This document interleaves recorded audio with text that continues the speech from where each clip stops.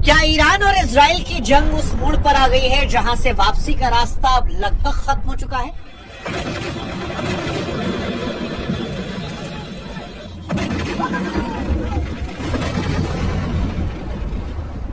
देखिए, अगर आप अभी भी उन लोगों में से हैं जो शांति की उम्मीद लगाए बैठे हैं, तो ईरान के नए रहबर मुश्तबा खामनेई का नाम सुनकर अपनी गलतफहमी को दूर कर लीजिए। क्योंकि आज से 9 दिन पहले अमेरिका ने जब ईरान पर अटैक किया था, तो जिस कुनबे का नामो निशान मिटाया था वो मुश्तबा का कुनबा था। मुश्तबा ने एक झटके में अपने पिता, अपनी मां, अपनी पत्नी और अपने बच्चे सबको खो दिया था।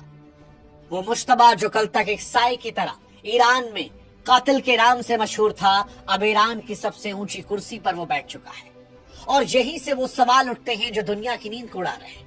सवाल कि क्या मुश्तबा रहबर बनकर ईरान को शांति की तरफ ले जाएगा, या परिवार की मौत का हिसाब चुकता करने के लिए दुनिया को युद्ध की आग में झोंक देगा।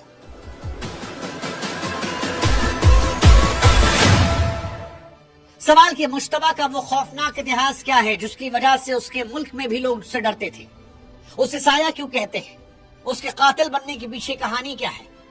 और क्या ईरान की जनता अपने कातिल को पुराने रहबर की मौत के बाद अपना नेता मानेगी, या देश के अंदर भी एक गृह युद्ध छिड़ेगा? क्या अमेरिका इजराइल मुश्तबा को भी मार डालेंगे? क्योंकि गद्दी पर बैठते ही उसे घायल करने के लिए अटैक तो कर दिया है। नेतन्याहू ने चैलेंज किया है कि उसके पिता के पास उसको पहुंचाएंगे, नामो निशान मिटा देंगे। लेकिन यहां पर सवाल रूस और चीन को लेकर भी है। क्या रूस और चीन को मुश्तबा में वो उम्मीद दिख रही है जो उनके पैसे, उनकी ताकत को जिंदा रख सकती है?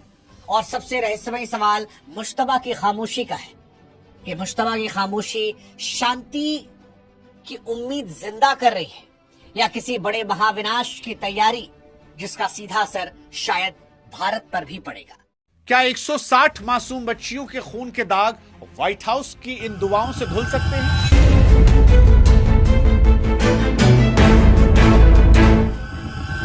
I pray for your grace and your protection over him. क्या वो ईरानी नौसैनिकों की चीखें जिन्हें बिना हथियार के समंदर में कत्ल कर दिया गया था, इन प्रार्थना सभाओं के शोर में दब जाएंगी?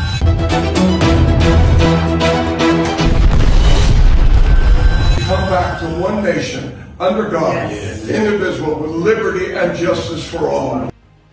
वो अमेरिका जो कल तक ईरान को धार्मिक पागलों का मुल्क कह रहा था, आज जब व्हाइट हाउस में वो खुदा की इबादत कर रहा है, तो दुनिया ने यह सवाल पूछा कि क्या यह वाकई में दुआ है, या डॉलर को जो झटका लगा है, अपने मुल्क में जो विरोध शुरू हुआ है, उसके खौफ की यह गूंज है। दुनिया पूछ रही है कि ईरान के सरेंडर ना करने के जज्बे ने क्या महाशक्ति अमेरिका को टोने टोटके पर लाकर दुआ और ड्रामा करने पर मजबूर खड़ा कर दिया है? और अगर यह दुआ सच्ची है तो क्या यह वाकई में ईश्वर की भक्ति है, या वो जघन्य अपराध जो 7 से 10 साल की मासूम बच्चियों को मारकर अमेरिका ने स्कूल में किया था, उसके लिए ऊपर वाले को अपॉलॉजी है?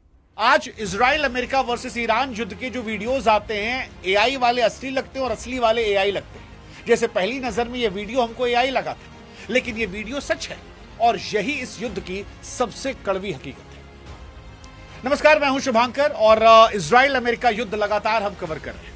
लेकिन एक हफ्ते बाद जब डोनाल्ड ट्रंप मुस्कुराने, कॉन्फिडेंस, एटीट्यूड, स्वैग दिखाने की जगह पर अपने पादरियों के साथ दुआ मांगते नजर आए, तो बहुत सारे सवाल लोगों के जहन में। आज इस वीडियो में इन सवालों को हम डिकोड करने की